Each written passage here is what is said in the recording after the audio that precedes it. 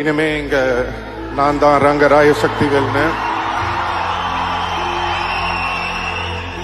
அந்த டயலாக் வந்ததுக்கு அப்புறமா சோசியல் மீடியால எல்லா இடத்துலயும் வந்து நான் ஒரு விஷயம் பாக்குறேன்.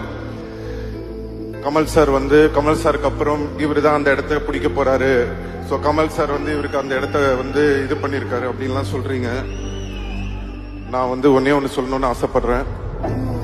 தேவர் மகன் ஒரு படம் இருக்கு. அந்த தேவர் மகன் படத்துல சிவாஜி சாரும் கமல் சாரும் நடிச்சிருப்பாங்க. அப்போ சிவாஜி சார் கூட கமல் சார் நடிச்சதுனால it doesn't mean Shivaji sir இடத்துல போய் கமல் சார் உட்கார்ந்துகிட்டாருன்னு அர்த்தம் கிடையாது. ஃபர்ஸ்ட் அதை நம்ம புரிஞ்சுக்கணும்.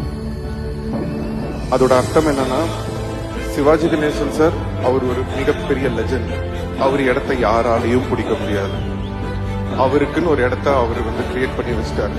ஆனா அதே மாதிரி கஷ்டப்பட்டு உழைச்சு நடிச்சு நெட்டையா குட்டையா அழகா அசிங்கமா விதமான கேரக்டர் நம்ம யோசிச்சு கூட பார்க்க முடியாத அளவுக்கு அவ்வளவு உழைப்ப போட்டு கஷ்டப்பட்டு தான் அவர் அந்த இடத்துக்கு வந்தாரே தவிர சும்மா அப்படி அவருக்கு அப்புறம் நான் அவர் உட்காரல. அதுதான் நம்ம உலக நாயகன் கமல் சார். யாரோட இடமும் யாருக்கும் அப்படி ஈஸியா கிடைச்சிடாது. அதுக்காக உழைக்கணும்.